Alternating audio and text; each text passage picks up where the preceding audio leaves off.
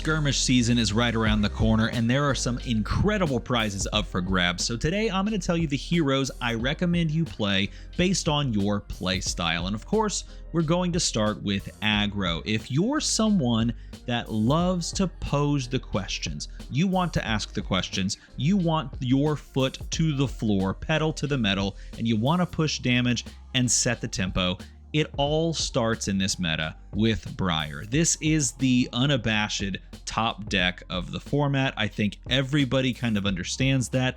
Here's the thing, there are other great aggro decks in this format and other decks that can go toe-to-toe from a turn-to-turn basis with Briar. But at the end of the day, it is Briar that does it better than all of them. Consistently, in a variety of matchups, it's Briar at the top. So if you're looking to stake your claim and win the entire event, and you want to do that on the back of arcane and physical damage that your opponent just can't deal with, why would you play anything except the hero that can go burn up, shock, lightning press?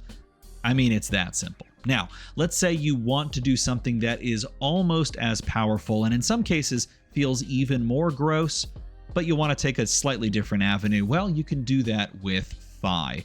Fi is also quite potent in this format. He has his own tools at his disposal to make things really awkward for some of those control decks that are trying to block you out, trying to keep everything in front of them. Fi poses an interesting issue where Briar relies on split damage in matchups like that to get across the finish line. Fi just does it in really uncomfortable small packets of damage. And so if you are looking to do what Briar does, but on a slightly different axis or into a slightly different metagame, perhaps one with more Enigma in it, or one that is really being preyed upon by Fatigue Guardian, and you want to try and push the point on that and just chip them down with death by 1,000 cuts style strategy, well, Fi is your guy. Let's say you want to take the third avenue in aggro land. This one, in the case of all arcane, is a wizard. You might think I would point you towards Blaze Firemind because I love Blaze Firemind. You might be incorrect because it turns out that Oscilio has proven across multiple events that he's got what it takes to put himself into a top 8. Oscilio is uniquely suited to play into certain heroes that want to hate on arcane matchups. They want to hate on arcane heroes in general. Specifically because Oscilio is so much better than Blaze at being a hybrid deck. Right now we're seeing a lot of people experimenting and finding some success with Blaze with attack action cards, and I could talk ad nauseum about those lists and how they function and how they differ from other like all arcane Blaze lists. But at the end of the day, if you're wanting to do that, either just play Oscilio or play Briar. It's like the same thing, but better in many respects, and Oscilio is proving that point. And the best part about playing Oscilio, especially at a skirmish, is that you have the element of surprise. How many attack actions are you playing? Are you even playing attack actions at all? Are you leaning into full arcane? Are you playing counter burn? That's the question your opponent has to ask, and they can very easily hedge and sideboard incorrectly. So if you want to play aggressively and you want to lean on the element of surprise, he's the hero to do it. It really is. But let's say you want to pose all of the answers. You want to be the one dictating the pace of play. Well, there is one hero that dictates a glacial pace across the board, and that is Oldhim. This is de facto the best control deck in the format across the board, and it's also the most consistently S-tier control deck that we've had in the format. Oldhim is the hero that tries to tamp down those aggressive decks, and unfortunately, he's the hero we need right now in order for this meta to be maintained at sort of parity with those aggressive heroes running amok at the top of the tier lists and tables. Oldhim does have the capacity to stop those decks. You have to play it differently based on what you're up against, and sometimes deck building is actually your biggest strength, especially if you know the meta. So if you like to dictate the pace of play, Oldhim is a fantastic grab and run out there. As long as you know how to play it, and as long as you're willing to take every game long and make every single point of block value matter. But if you want to play more of a board state, really awkward feeling deck, and I say that from the opponent's perspective because it feels very awkward to play against. You never know what you're going to get. The other control deck to pick up is Enigma. Enigma is also proving to be pretty potent into this meta. Enigma has the capacity to very uniquely stymie the damage output of something like a Briar, using Ward to prevent those burnups and those shocks. Enigma is an interesting one because she is putting up results, she is doing rather well, and she does play on a control board state axis. She's very good into the other control decks, like Oldhim, for example, and one other deck we're going to talk about very soon. But then there are times where she just kind of gets rolled over by random decks. And so I recommend her with the heaviest pinch of salt. I don't even think that's like the phrase that I should use. But I recommend her with the caveat that you know your metagame and you know you're not going to be facing down some of those really terrible, awkward matchups. Like, she's good into Wizards if you play it correctly and if you take the game in the right direction. She's good, of course, into other slow decks that can't really remove the board state that she's presenting. She can struggle against some aggro decks, but she also has the capacity to play a very long fatigue style game and just get there in the end. So for her, she's like the biggest question mark out of all of the heroes we're probably going to talk about today. Maybe not. Maybe there's one other hero that is a little bit bigger question mark than Enigma, but she's definitely up there. Although she's putting up results, she definitely begs the question, is it worth running out there? Okay, now has come to the point where these are heroes that answer one portion of the metagame, either aggro or control or the field. And the first one I have to talk about, because I had to put her on the list somewhere, is Blaze Firemind. And honestly, I'm like seething. The hopium is real, but the copium might be revealing itself, because Blaze stock has been going down and down and down, and it may not show in, like tournament results and top 8s. She's still continuing to put up an occasional result or two results. But the issue with Blaze right now is some of the heroes that are at the top tables, and not even necessarily the ones we've already talked about, but even more than that, are just so well kitted out to combat Blaze Firemind. It's making it very hard to find just plus matchups on the side of Blaze. And I don't think it's going to be getting much easier going forward, because there are multiple heroes that have gotten just that much better that make her life just miserable. And yet I say that and I'm reminded of the wise words of Majin Bey many years ago. Well, it's probably just like 1 year ago, but the wise words where he once said, "I play terrible cards and yet I still win the game." And honestly, that's kind of where Blaze is. She's got terrible matchups across the board, and we'll talk about it at the end of the video.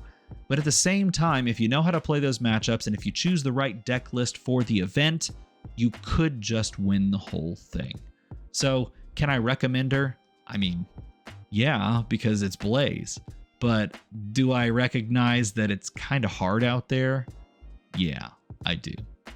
But let's say it's a little easier for this hero. This hero, funnily enough, has the highest win percentage on Talishar games in Silver Age. Dromai has the highest win percentage. It's crazy when you think about that, because Dromai has to contend with the likes of Briar and Phi, who can easily just bowl her over, removing her board. But what if they don't remove her board? That is the key right there. Because if they don't choose to interact with you and you stick a board of 2 dragons, you can just ride those dragons to victory. And you might think to yourself, well, how does this play into Oldhim, or really any Guardian with a heavy popper count? It's not good. Spoiler alert, I've played a lot of Dromai in this format, both in Season 0 and in Season 1.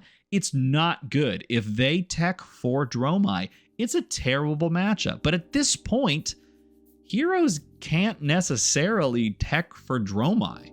They've got so many other decks to worry about. They've got Briar, they've got Phi, they've got double Wizards to think about. Now they have to also think about Enigma or the next hero on this list. At this point, it's kind of becoming a Kano situation where when you stop like teching for the hero, that's when it rises up. And I think that's where Dromai is right now. With people cutting poppers or making active concessions towards other decks, Dromai is on the rise. And we could see Dromai do quite well this coming weekend at the Calling. But there's another hero as well that snuck into a top 8 recently, that if you're looking to target control, and if you want a hero that might be able to take some of these aggro heroes to task, check out Florian. Stack Florian specifically. Basically, we're just stacking up rune chants. We're just playing D-reacts. We're playing real slow. There's no way for Oldhim to win this matchup. You just auto win the Oldhim matchup. That's pretty good. Enigma probably kills you. Dromai probably kills you. But like, you might just have the reactions needed to like stymie Fi and Briar. Just like, it works. It's weird. It works. There he is. Florian back on the menu. So if you want to target the aggressive decks and try to take those to task as well as Oldhim, this is not a bad shake at all. It's a really solid pick. If you're targeting that metagame, that could be your local metagame. Now, finally, I have 3 heroes for you that are Darkhorse to the max. The first one is on everybody's to-do list. A hero that's been making the rounds in the circulations in deck builds. Look, Olympia is pretty real. Like, there's not a lot of ways to kind of cut this. Olympia is super solid in this format. Now, he is contingent upon a few things. Like, you need to have an early gold.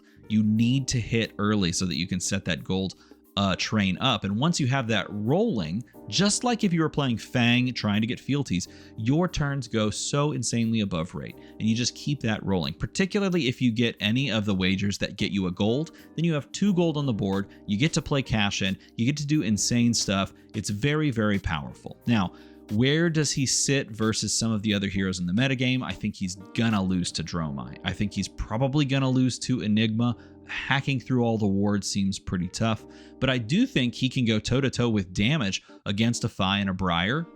I think he's definitely unfavored in those, but I think he's got the capacity, and it makes things awkward against like Oldhim. I think it makes things awkward against Florian to some degree, even though they have, attack reactions.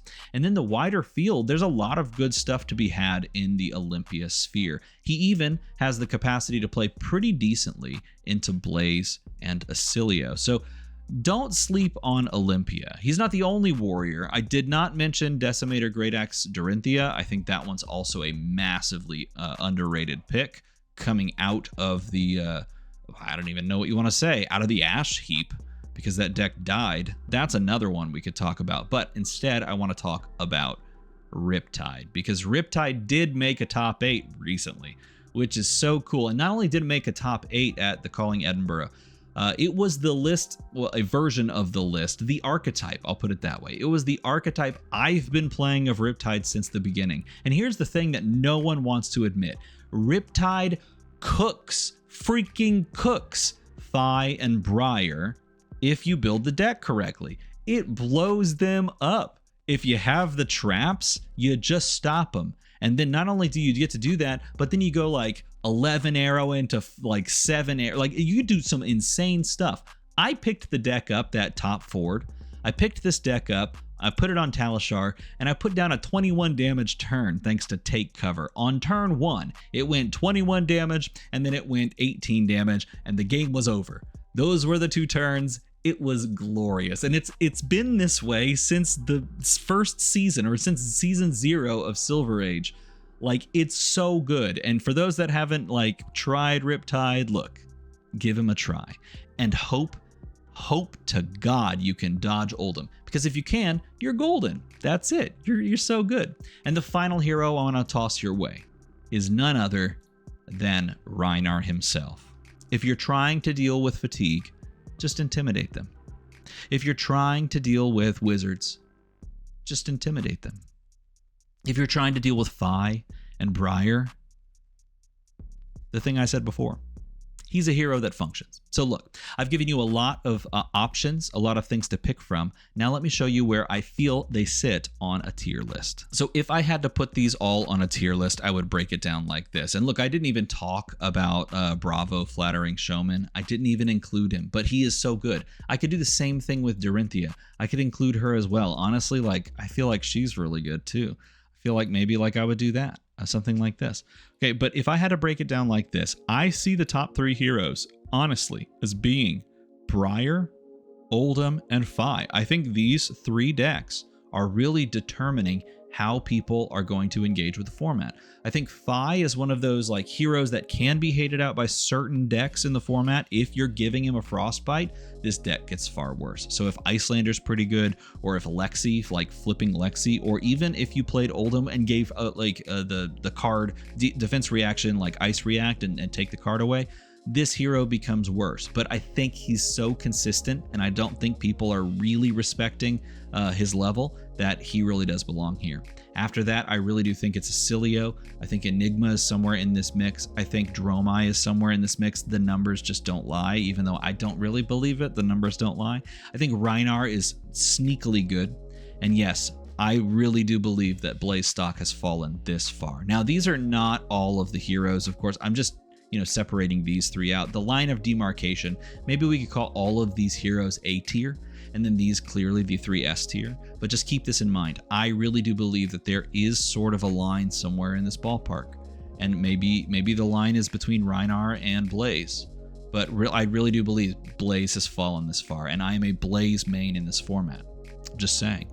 I think Florian's fantastic into several of these matchups. By the way, for the reason of being that Blaze struggles into Briar, even though it's like a little 45-65 in the favor of Briar. Blaze can struggle just straight up into Fatigue Oldhim that just goes AB5. Blaze is not fast enough to beat a Fi if Fi just slams the uber nuts down and sits behind that stupid hat of theirs, right? Blaze can win, by the way. This is a matchup that I thought was like so bad for Blaze, but actually Blaze can win the Oscilio matchup. Blaze has to do some interesting stuff to win both of these Fatigue matchups, but this one's more winnable. Blaze can definitely win Dromai, and then this one's really a coin toss. Okay, so that's the issue with Blaze falling this far. Blaze is great against Florian here. Florian fantastic against some of these heroes. Bravo also fantastic against some of these heroes, but definitely just keels over against other heroes. And then I think DGA Dory is one I'll probably make a deck tech on, because this deck I've been messing around with a good bit, and it's crazy good. And then finally Riptide. Riptide is like that sneaky answer to these 2 decks right here, specifically these 2 decks. So if you're looking to target those, that's where I would go. But those are my ideas. What do you think? Let me know down in a comment below, and what will you be playing for Skirmish season? If you like this type of content and you want more of it, let me know that in a comment below, and make the number go to the other number. As always, thanks for watching.